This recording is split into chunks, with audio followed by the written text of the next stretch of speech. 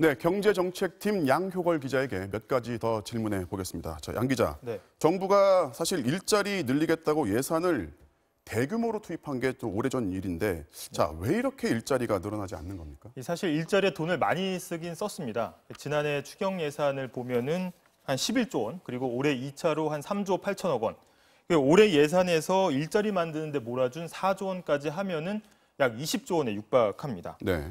돈을 쓴 효과도 있긴 있었습니다. 이 나라 돈이 대거 들어간 보건복지 분야에서는 일자리가 15만 명이나 늘었습니다.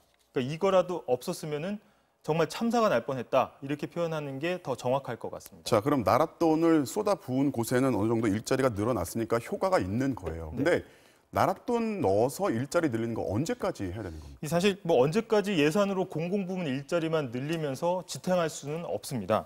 이게 계속 이렇게 예산을 쓰게 되면은 공공부문이 비대해지게 되는 건데요. 고용뿐 아니라 생산, 소비, 투자 모두 이제 공공부문에 더 의존하게 되는 겁니다. 지금 당장은 세수가 잘 들어오기 때문에 크게 문제가 없어 보이지만 세수가 줄면 바로 재정에 문제가 생길 수가 있고요. 가장 중요한 거는 민간 부분의 경제 활력을 떨어뜨릴 수 있다는 겁니다. 결국은 우리 경제의 성장 잠재력을 끌어올리는 것이 기업의 적극적인 투자와 R&D 활동이라고 볼 때 고용 부분에서 정부의 비중이 지나치게 커질 경우 우리 경제 전체의 성장 활력이 둔화되는 부작용이 예상이 됩니다. 자, 사실 지금 타격이 가장 심한 게 앞서 보셨지만 자영업, 그중에서도 영세 자영업자들인데 정부가 다음 주에 그 자영업 대책을 내놓긴 하죠. 전망을 좀 해볼까요? 일단은 국세청이 어제 이제 세무조사 유예 방안을 내놨는데요. 사실 지금 자영업의 위기는 무엇보다 장사가 안 되기 때문입니다. 그렇죠.